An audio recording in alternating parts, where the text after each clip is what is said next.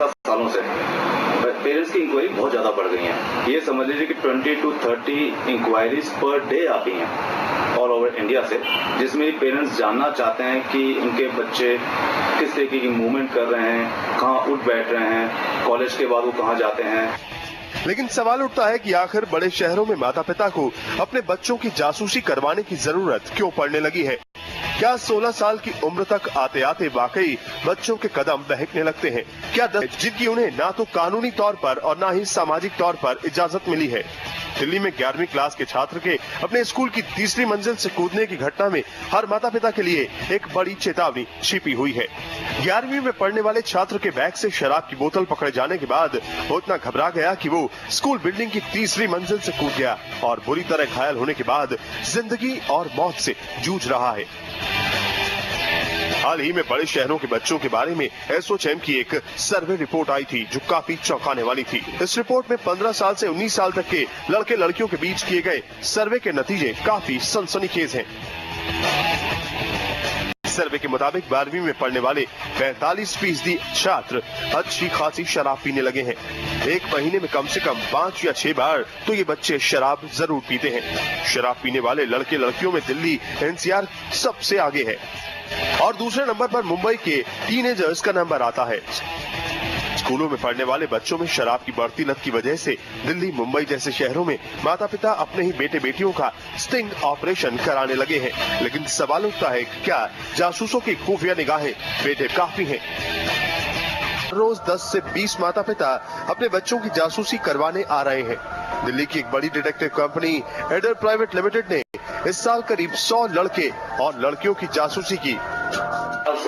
पिछले 5-7 सालों से पेरेंट्स की इंक्वायरी बहुत ज्यादा बढ़ गई है। ये समझ लीजिए कि 20 to 30 इंक्वायरीज पर डे आती हैं ऑल ओवर इंडिया से, जिसमें पेरेंट्स जानना चाहते हैं कि उनके बच्चे किस तरीके की मूवमेंट कर रहे हैं, कहाँ उठ बैठ रहे हैं, कॉलेज के बाद वो कहाँ जाते हैं। आपको ये जानकर हैरानी होगी कि बिगड़ने वाले बच्चों में सबसे ज्यादा बच्चे 10वीं से 12वीं क्लास के होते हैं। बच्चे घर से एक्स्ट्रा क्लास या ट्यूशन की बात कहकर निकलते हैं और पहुंच जाते हैं उन पार्टियों में जहां शराब सिगरेट उनका इंतजार कर रहे होते हैं।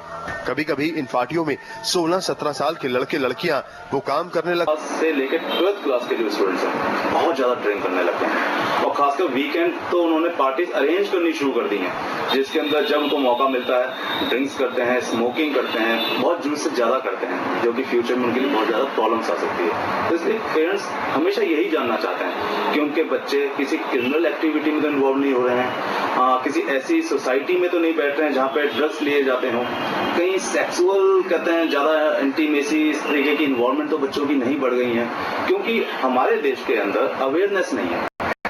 सवाल यह है कि जासूस बच्चों की जासूसी करते कैसे हैं? डिटेक्टिव कंपनियां हमेशा अपने क्लाइंट के हम उम्र लोगों से ही जासूसी करवाती हैं। ये जासूस लड़के लड़कियों के साथ पार्टियों में घुल मिल जाते हैं और उनकी पूरी जानकारी बच्चों के माता पिता को देते हैं। नेचुरली जब हम बच्चों की इन्वेस्टिगेशन की बात करते हैं तो वहाँ पे ज्यादा एजेड पर इन्वेस्टिगेटर्स काम नहीं कर पाएंगे। वहाँ पे यंगस्टर गर्ल्स होती हैं, यंगस्टर बॉयज होते हैं जो कि उनके साथ कहीं ना कहीं मैच हो सकते हैं। नेचुरली पीवीआर पे जा रहे हैं तो पीवीआर पे उनसे दोस्ती कर ली हमारे इन्वेस्टिगेटर्स ने, या वो इन्वेस्टिगेशन के दौरान पता चल गया कि बच्चे किस सोसाइटी में उठ बैठ रहे हैं, तो क्या उस सोसाइटी के अंदर हमारे इन्वेस्टिगेटर की एंट्री हो सकती है। और नेचुरली जब हम बच्चों की इन्वेस्टिगेशन की बात करेंगे तो हमारे जो इन्वेस्टिगेटर है उन्हीं की एज ग्रुप के होंगे, थोड़े से सीनियर हो सकते हैं लेकिन एज ग्रुप वही होगा और वही कहते हैं उन बच्चों के सर्कल को ट्रैप करना, बच्चों पे नजर रखना। किताबों से दूरियां और मौज मस्ती से नजदीकियां मम्मी पापा को परेशान करने लगी हैं। अपने बच्चों को सही दिशा दिखाने के लिए शहरों के माता पिता जासूस का सहारा लेने लगे हैं।